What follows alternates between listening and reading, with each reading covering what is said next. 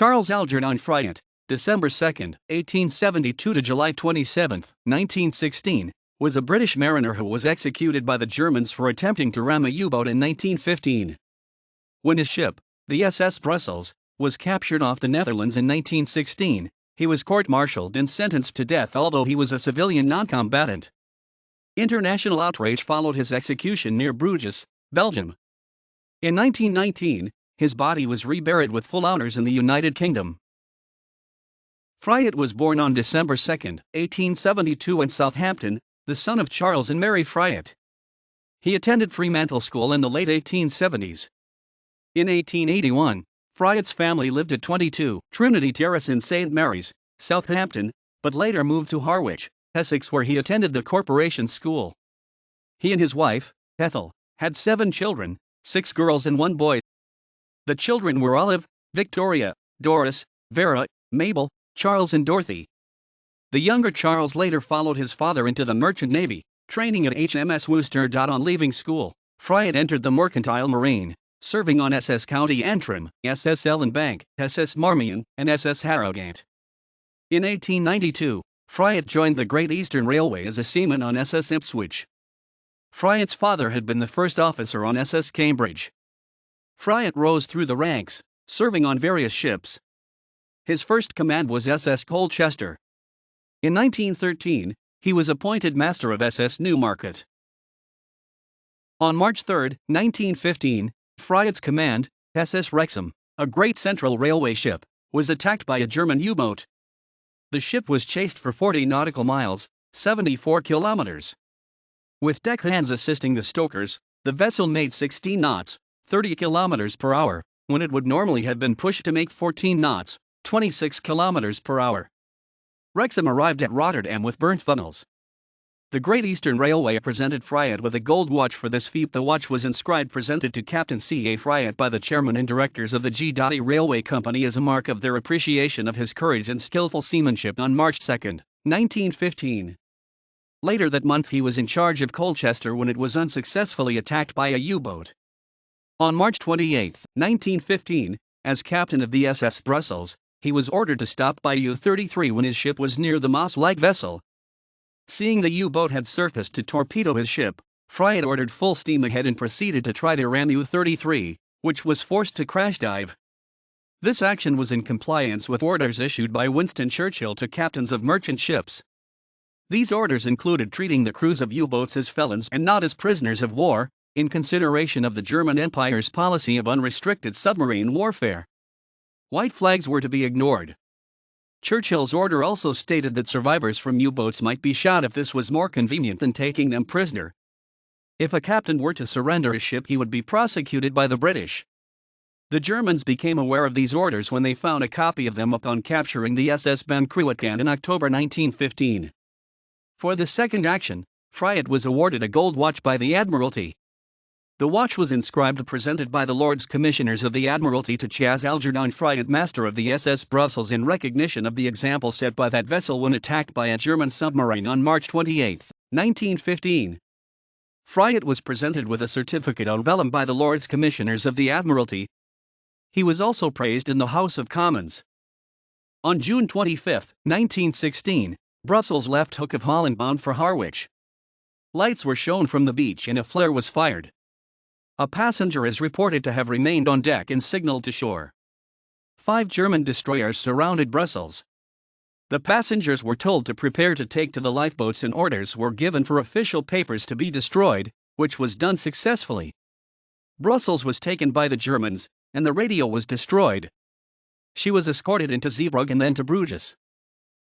Fryatt and his crew were sent to the civilian internment camp at Ruhleben, near Berlin. On July 16, 1916, it was reported in the Dutch newspaper De Telegraaf that Fryatt had been charged with sinking a German submarine. The Germans knew that U-33 had not been sunk.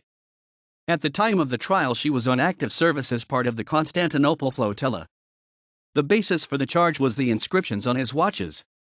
Fryatt was tried at a court-martial on July 27, 1916. The court-martial was held at Bruges Town Hall. He was found guilty of being a franc-tireur and sentenced to death. The sentence was confirmed by the Kaiser. At 1900 hours, Fryatt was executed by firing squad at Bruges within the harbour grounds. The execution was witnessed by one of the town's aldermen. He was buried in a small cemetery just outside Bruges that the Germans used for burying Belgian traitors. The grave was later visited by diplomat Sir Walter Townley, British ambassador to the Netherlands from 1917 to 1919, and his wife. An execution notice was published in Dutch, French and German announcing the death of Fryatt. It was signed by Admiral Ludwig von Schroeder. A translation of the execution notice reads as follows. Notice. The English captain of a merchant ship, Charles Fryatt, of Southampton, though he did not belong to the armed forces of the enemy, attempted on March 28, 1915, to destroy a German submarine by running it down. For this he has been condemned to death by judgment this day of the Field Court-Martial of the Naval Corps, and has been executed. A ruthless deed has thus been avenged, belatedly but just. Signed von Schroeder, Admiral Commandant of the Naval Corps, Bruges, July 27, 1916. On April 2, 1919, a German international law commission named the Schucking Commission, after its chairman Walter Schucking, reconfirmed Fryatt's sentence. The execution by shooting of Captain Charles Fryatt, which was given by the court-martial Bruges, due to the sentence of the court-martial proceedings on July 27, 1916, contains no violation of international law. The Commission apologizes most vividly for the hurry in which the judgment was enforced. The Commission's ruling was not unanimous. Two members of the legal review panel, Edward Bernstein and Oscar Cohn, dissented because in their opinion Fryatt's sentence had been a severe infringement of international law and inexcusable judicial murder. On July 31, 1916, British Prime Minister H.H. Asquith issued a statement in the House of Commons. I deeply regret to say that it appears to be true that Captain Fryatt has been murdered by the Germans. His Majesty's government have heard with the utmost indignation of this atrocious crime against the laws of nations and the usages of war. Coming as it does contemporaneously with the lawless cruelty towards the population of Lille and other occupied districts of France, it shews that the German High Command, under the stress of military defeat, have renewed their policy of terrorism. It is impossible, of course, to conjecture to what atrocities they may proceed. His Majesty's government desire to repeat emphatically their resolve that such crimes shall not, if they can help it, go unpunished. When the time arrives, they are determined to bring to justice the criminals, whoever they may be, in whatever position they may occupy. In such cases as these, the authors of the system under which such crimes are committed may well be the most guilty of all. The question of what immediate action can be taken is engaging the earnest attention of the government, and I hope very soon to announce to the House of Commons what we can do. Lord Claude Hamilton, MP, chairman of the Great Eastern Railway, denounced the execution as sheer, brutal murder. The mayor of Harwich opened a fund to erect a permanent memorial to Fryatt. A similar fund was opened in the Netherlands. In the United States, the New York Times denounced the execution as a deliberate murder. The New York Herald called it the crowning German atrocity. In the Netherlands, the Nieuwe Rotterdamsche Courant described the execution as arbitrary and unjust, while the Handelsblad Holland called it a cowardly murder inspired by hatred and revenge. In Switzerland, the journal de Genève said it is monstrous to maintain that armed forces have a right to murder civilians, but that civilians are guilty of a crime in defending themselves. The Dutch branch of the League of Neutral States presented the Great Eastern Railway a memorial tablet which was erected at Liverpool Street Station.